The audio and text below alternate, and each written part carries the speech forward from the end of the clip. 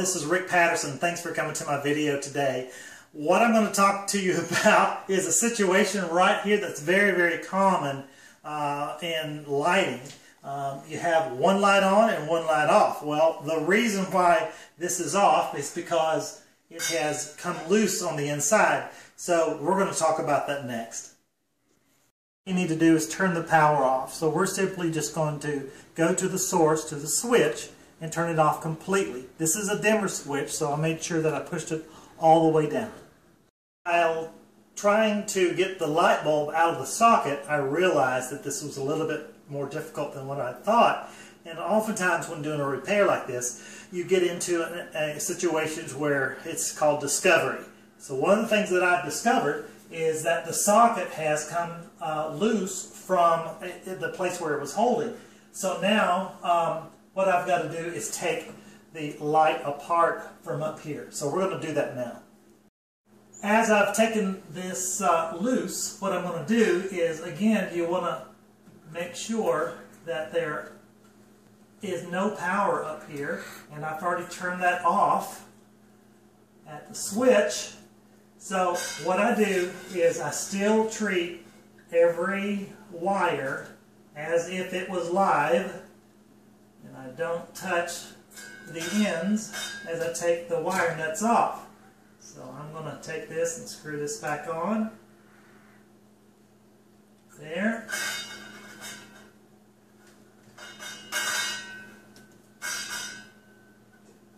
And I'm going to disconnect this wire here, which is the ground wire.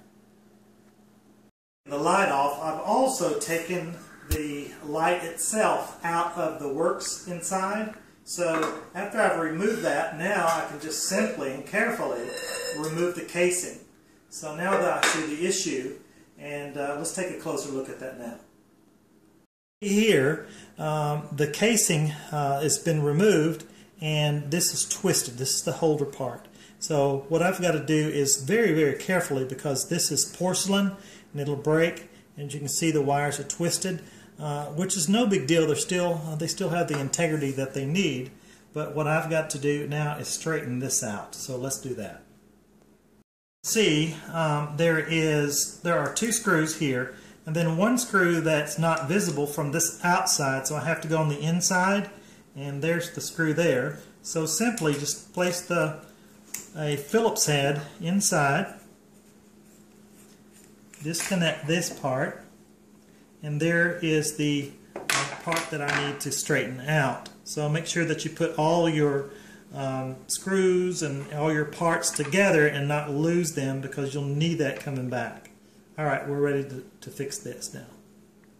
Alright, so we've straightened it out. Now what I've done on the inside, I went ahead and reattached this piece, because now I've got to think backward. So instead of putting the piece back on here and then screwing this in, putting the wire in, I have to think the other way around, how this was manufactured.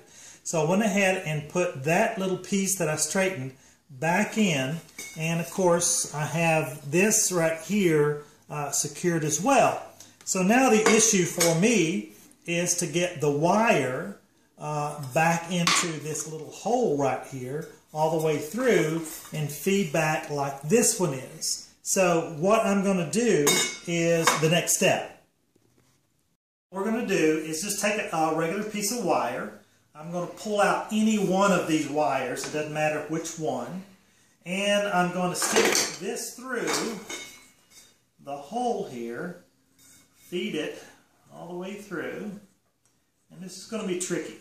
So sometimes you're just going to have have it straight, which is a great idea.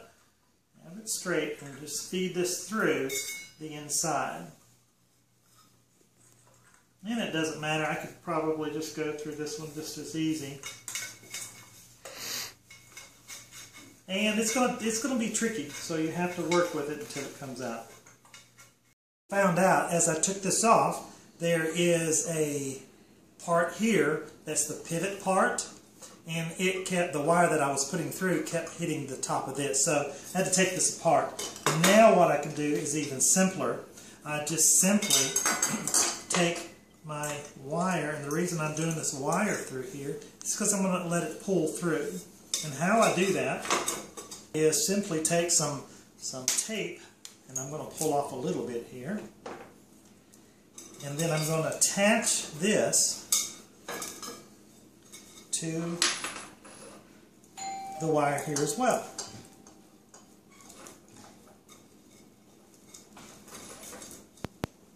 And now I'm ready to pull it through once I get it wrapped. Here, now that I've got the wire through, this bottom section is to go ahead and feed it through the back here and reconnect this section. So you want to be very, very careful, as always, when working with anything electrical. Make sure that you don't pinch any wires. Don't do anything crazy like that, because if you pinch the wire, it's going to trip the breaker. Hopefully, it'll trip the breaker, and then you've got another issue. So what I do here is just go ahead and put everything back together. So we're getting ready to put everything back together as far as up into the ceiling where the light is, and so I'm going to go ahead and twist, and you twist clockwise, twist the what I call like kindness or like colored lights back together, or wires back together. So I've got the white to white and the black to black, and then of course this wire here is the grounding. So now we're ready to put this up into the ceiling.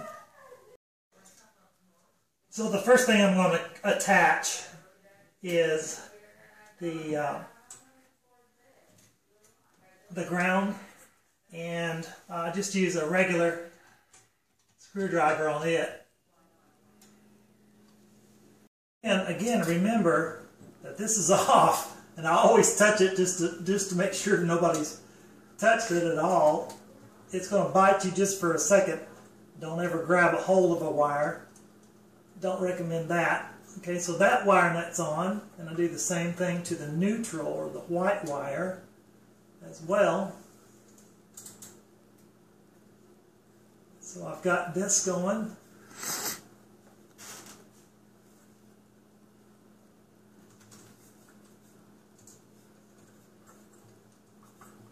And just turn clockwise until it stops.